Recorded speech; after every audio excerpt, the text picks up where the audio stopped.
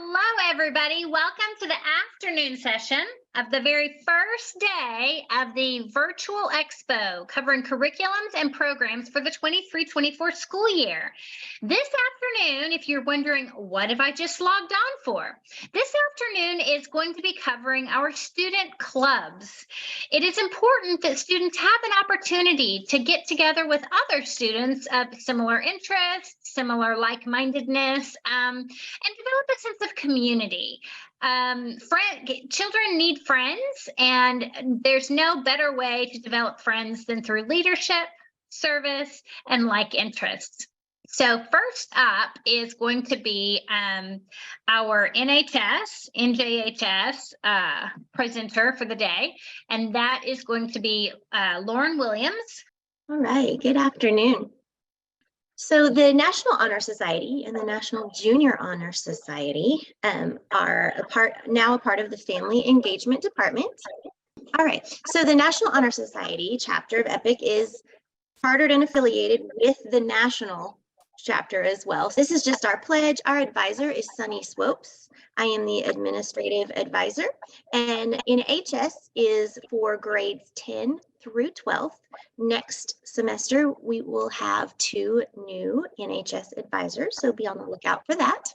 Here's our NJHS pledge. Now, NJHS is for grades 6 through 9. Our advisor there is Karis Pollard, and again, I'm the admin advisor. Karis we will have 2 new advisors next semester as well. So Karis and Sunny are still available for your questions through the end of May if you have any NHS or NJHS questions. All right.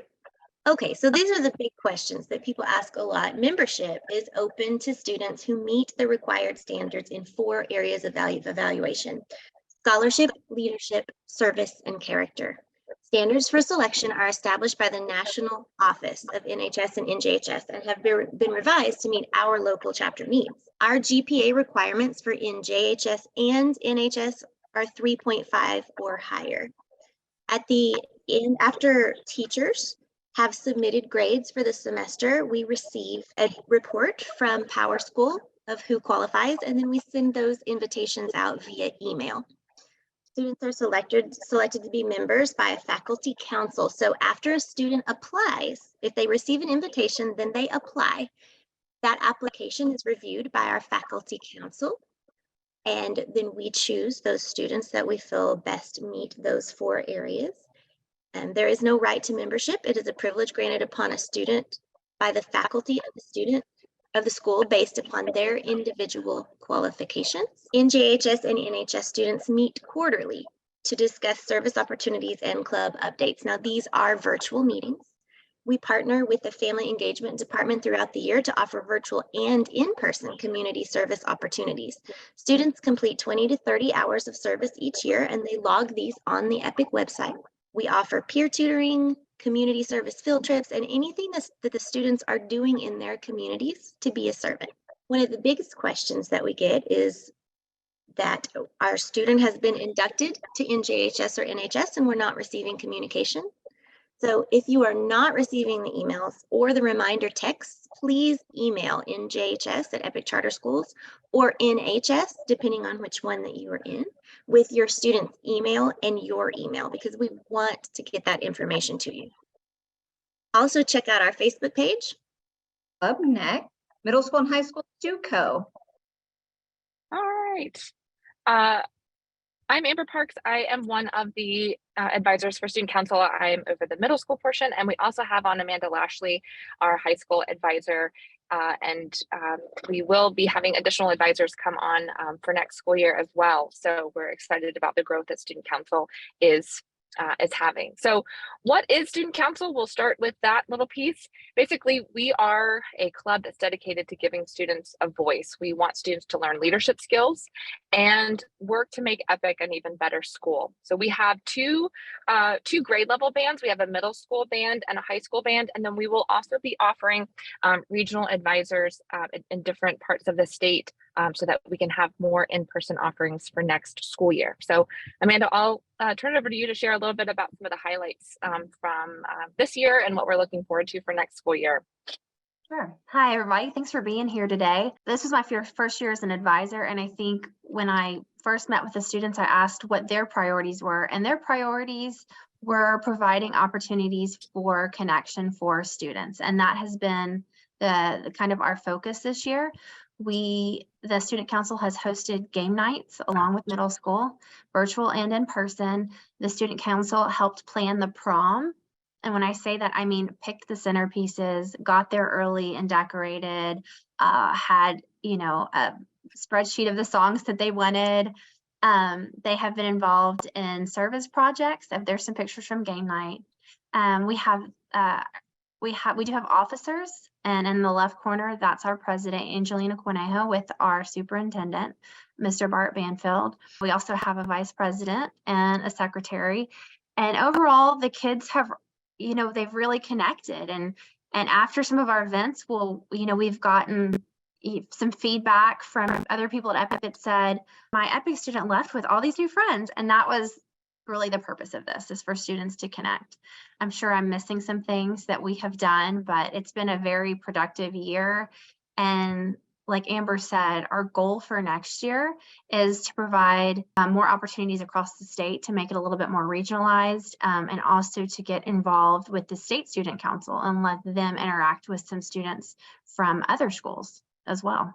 Yes, and that's one thing Amanda and I really strive this year to make student council a very inclusive club, and we want to continue that. So any students in grade 5 through 12 are eligible to join. There is an application. You'll see the link down at the bottom right there. And there is also a teacher recommendation that has to be completed. But we really welcome students from all walks of life, from all different backgrounds, with all different types to join our club, because we want voices represented at Epic through our student council, so that we can work to make our school truly the best it can be and to provide really high quality social opportunities for students. So you'll see, again, the link at the bottom to the application, and the application stays open. What we will do is review applications that have been turned in on a monthly basis to continue to grow our club. So if there's not a hard deadline to apply, it's something that we want to always be encouraging students to join in throughout the course of the school year. And I believe up next is Key Club. All right, Erin, if you'd like to tell us all about Key Club and our plans and what that's going to look like for the 23-24 school year, that'd be great. So Key Club is an international organization. It's student-led, and our focus is service leadership. So we are looking for students who are interested in serving their communities, serving their school, and doing community service activities. It is led by the students. Our officers, we have elected officers, and they lead the organization. They come up with the activities that we will do. They lead the meetings. I am their advisor. I'm Erin McAdoo. I'm their advisor this year, and it's open to all high school students, 9th through 12th. So we are currently looking for new students that would be 8th grade through 11th grade for next year, that would move into 9th through 12th next year. It is a part of a bigger organization. We are part of the Texas-Oklahoma Key Club district, but it is international. So it's all over the world. They do have conferences and things that they have regionally, and like student leaders, even governors and things like that. We currently have monthly meetings, and then we have a bi-monthly officer meeting. So we meet every 2 weeks or so with the officers, and then once a month with all Key Club members. The volunteering is both in groups. So we organize some activities and then also individual volunteering. So if you are a student that is interested in, that has a heart to serve, and you would like to lead in your community by serving, we would love to have you. We require 50 service hours a year. It starts in May. So we just started a new year. So the students have through the summer to earn some of those hours, and then throughout the school year, and then it ends in April. So May to April, that gives the summer to get a lot of hours. And we are looking for students that would like to do independent community service, but also join us in our group projects. This year we did a service project down at Scissortail Park, which is the pictures that I'm showing you here. We cleaned up, we weeded the big hill. And we also, on the next slide, we also worked at the regional food bank, making food dinners for children all over the state. So we have EPIC sponsored events that the family engagement team puts together that we help with. So some of our members have done science fairs and spelling bees and nursing home trips, the suitcase project. They've done peer tutoring. And then we also have some Key Club group events that we've done, like I mentioned, the Scissortail Park and the Hope's Kitchen at the Regional Food Bank. We also, and then a lot of our students have done individual community service on their own at the library or at the food bank also, or infant crisis services. But we are trying to organize, and we would like to grow next year and organize more activities. At least once a month, we'd like to offer activities, and we also would like to be more regional also. So we have a group of officers right now that will plan over the summer, and then next year we would like to get some representatives from all the regions so that we can reach into all regions of the state. If you're interested in serving and being in the Key Club, we're going to have a meeting on May 19th. It's our regular meeting, but we're opening it to any interested students. And I have a form here that I can put in the chat that you all can fill out so that I can send you the Zoom code for that meeting. Or you can also email me at my email address that I've on the screen, aaron.mcadoo@epiccharterschools.org, and we will make sure that you get invited to that meeting and get the Zoom link for that. Up next, we have eSports. eSports has had quite the year. Absolutely. Let me get everything turned on for you guys so you can see. Thank you for the introduction. Yes, my name is Caden Hudson, and I am the Director of Esports and Game Studies here at Epic Charter Schools. Also, we have Rebecca Brooks, who is our Esports and Game Studies Specialist. So a little bit about esports and kind of what we did last year, what we're going to do next year, and some things to look forward to. So what we did this year is we had a couple of things we've always had. However, one thing that we did start was things like Epic Games Club, the Epic Varsity team, and then we're going to get some curriculum that's going to be in the pipeline as well. And we'll get into that during the presentation. But from like a varsity team standpoint, we had 2 state championships this year. We got 4th overall on the national level. And then we actually had some international competition that we got to do. So it was really awesome to see our kids with a lot of that success and kind of build that team since we've had in August. And so why esports? Well, obviously, not only is it really fun for kids to interact and engage with, but it's also a booming industry. It's actually one of the fastest growing industries worldwide. You can always get degrees that, can kind of be in the sphere of esports, things like computer science, forensics, cybersecurity, and even specifically in esports, aside from being a competitive gamer, you can also be in news and media, production, shoutcasting, influencer development, all that stuff. But more importantly, in high school, is it also leads to some scholarship opportunities. Just to put into some context, we had 7 seniors this year, a part of the varsity program, and 5 of them actually received college offers to go play esports to the next level with a scholarship. And so there are 3 ways to get involved with esports. There's curriculum, which is going to be gaming concepts, and there's also a next step internship program. And then you can kind of see the grade bands there on screen. And we'll get into that here in the next few slides. There's also the community aspect of it, which is the Epic Games Club, which is available for grades 3 through 12, which is something that we'll get into as well. And then competition. We have an approved vendor called Oath League that is for grades 6 through 12. And then something that we have internally, like I mentioned, is the Epic Varsity team, which is grades 6 through 12. So curriculum. Yes, Epic does have esports electives. Our main curriculum for the 2023-2024 school year is going to be gaming concepts. And just kind of give a brief overview of what those are. Gaming Concepts Fundamentals, which is a broad overview of the world of esports and video games, about the history, current trends, and future of esports and gaming.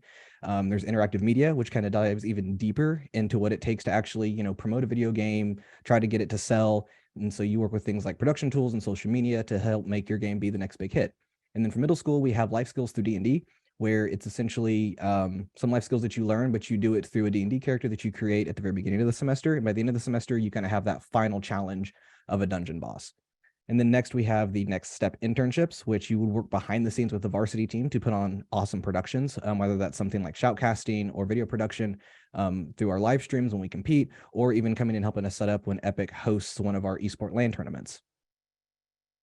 Epic Games Club is Epic's digital playground. This is the community aspect of our department where we have monthly virtual events, grades 3 through 12.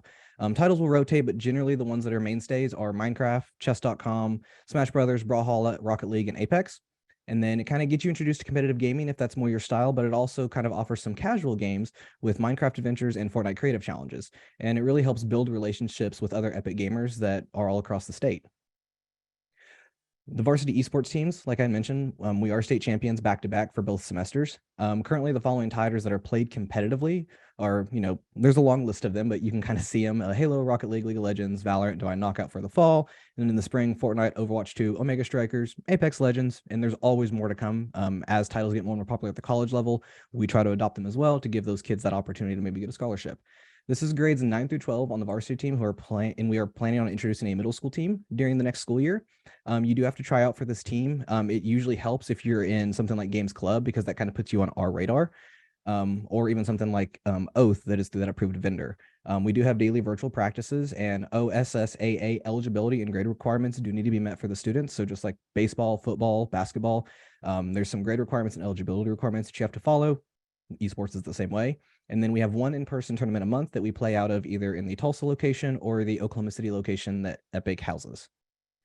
And again, if you have any questions, you can always email esports@epiccharterschools.org, and then I will also leave my email in the chat. So hopefully I left enough time for some questions. So our next presentation will be NCAA. Our advisor, Jana Jansen, was unable to attend today due to state testing. So I'm going to share my screen and go through the NCAA club information with everybody. Okay, so let's first start. The NCAA club is for student athletes. And the advisor is Jana Jansen. You can see her email address there so that if after this presentation anybody has specific questions for Jana, they can reach out to her directly. That would be fabulous. Okay, so first of all, NCAA, when we hear that, what in the world is NCAA? Most people are just a little bit lost by that. NCAA Student Athletes Club, it's a place to connect with other Epic students who are balancing a rigorous academic schedule, athletic practices and competitions, social life, and family time. As you know, some of these higher level student athletes that are traveling regionally, nationally or even internationally, we've got quite a few of those at Epic. They're trying to manage their academic coursework, which can be challenging, and they have to keep it at a level for college entrance and do 20 30 hours a week travel and all of those kinds of things for their sport. So this is a great opportunity to bring those students together to develop a sense of community, best practices, hierarchy, that sort of thing. This club also is a resource to learn more about the academic requirements of the NCAA recruiting process for Division I, Division II, and Division III schools. It is required by law that if you are going to get an athletic scholarship to college, this is strictly for athletes. If you want to get an athletic scholarship, you want to go to college on a full ride basketball scholarship, you must be a part of the NCAA and you must understand the process and you must meet their requirements. The NCAA Student Athlete Club is open to students 7th through 12th grade. And this is a newly formed and still developing club. What you can expect from the NCAA club for the 23-24 school year is that there will be monthly Zoom meetings for current NCAA eligible high school students. That is any high school student 9th through 12th grade that is currently NCAA eligible. There will be quarterly Zoom meetings for middle school students. So if you are a 7th or 8th grader, you don't have to be NCAA eligible yet, but you might want to know how to strategically plan towards your high school to make the process a little easier. There will be one Zoom meeting per semester for parents or guardians. Parents need to know how to come along and advocate for and support their child as they're juggling both athletics and academics successfully. And then there will be some in-person meetings, but those are still to be determined. Okay, the Epic NCAA approved curricula. In order to be NCAA eligible, which again, let me reiterate, means that you have a child that could potentially get an athletic scholarship to college. This only applies to students that might go on to college and compete athletically in college. They must be in an NCAA approved curriculum for 9th through 12th grade. And our 3 curriculums currently are Apex, Edgenuity, and Plato. They cannot be in any other of our curriculums currently and still remain NCAA approved. Students must complete all the assignments in all the core of all the NCAA classes. You are not allowed to eliminate or take out assignments if you are going to remain NCAA eligible. Elective classes do not count towards NCAA academic requirements. So your electives, you have freedom to augment and adjust and do those in collaboration with you and the teacher. Here's a brief screenshot of the Division I academic requirements. I'm not going to read this to you specifically, but I will in a minute tell you where and how to find this information on your own, as well as to reiterate that this screencast, this afternoon session is being recorded, and this information will be accessible at a later date in our family engagement newsletter and on our EPIC website. Again, these are the Division II academic requirements, and it is slightly different than going to a Division I school. Okay, so here are some very important helpful links, okay? The very first one is the NCAA Eligibility Center. This is your friend. If you have a student athlete and they plan to or would like to plan towards competing in this sport in college, this is your friend. You are going to want to find the NCAA Eligibility Center and save it to the top of your computer and access it regularly. All the information you need is here.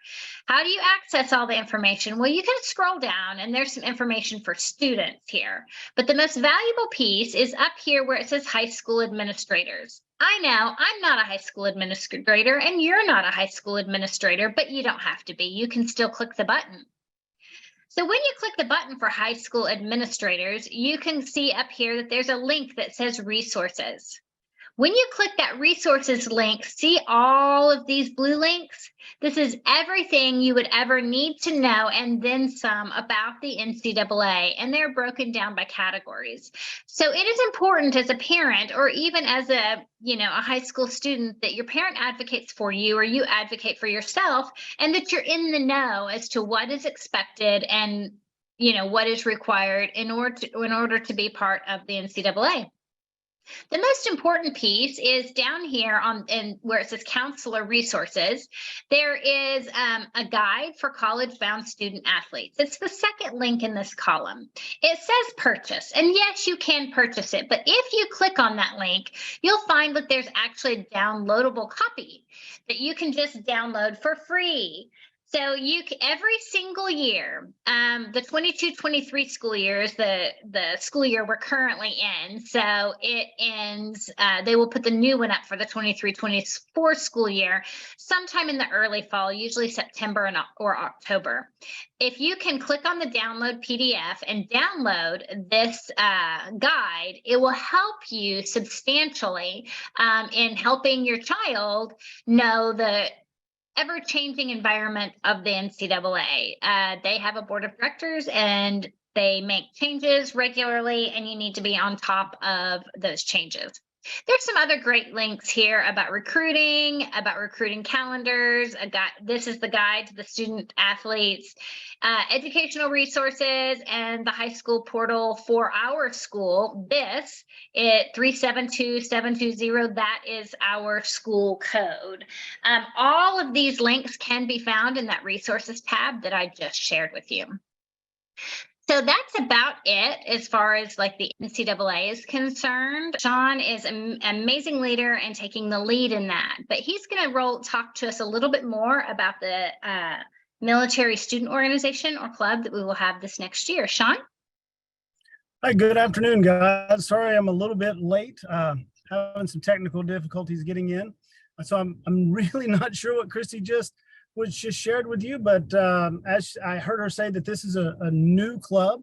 We are looking for a sponsor for this club that's going to work hand in hand with all of our students that are with military tied families. We're really excited about the things that he's going to bring to the table. One of the great things I think about Epic is our flexibility and our ability to allow those families that do travel for whatever reason, to allow those families to travel with mom or dad or whomever the guardian may be, to make sure that they're still engaged with their education, they're still taking part in all family activities, and they're given the chance to succeed no matter where they're located. So, for example, we had a meeting the other day, and one thing Christy pointed out was how when she was a child, she told us that she was a military, her parents were military, her siblings are military, and then when she was a kid, her dad would have to go away for small tours, 3 to 4 month tours, and would be left alone. Right, she was left at home with her family without her dad. So at Epic, we actually create the opportunity for kids to travel with their families. So if you're an Oklahoma-based student and you need to run over to California, you need to run to North Carolina, if you're a Marine, your family can go with you and still participate in anything and everything course related. So really excited about that. As I heard her say, that we're also applying to be a Purple Star organization. That's going to really help us better serve those kids, get to know them. We're creating opportunities to come in for orientation.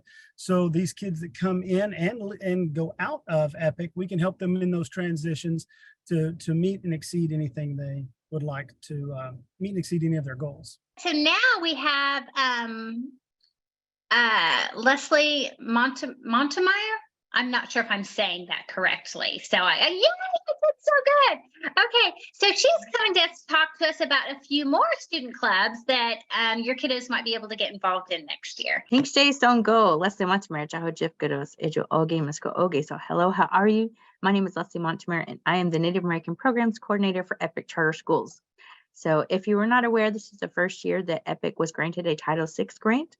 So we are the group that is in charge of providing cultural and academic support to our Native students, and we do that in a variety of ways.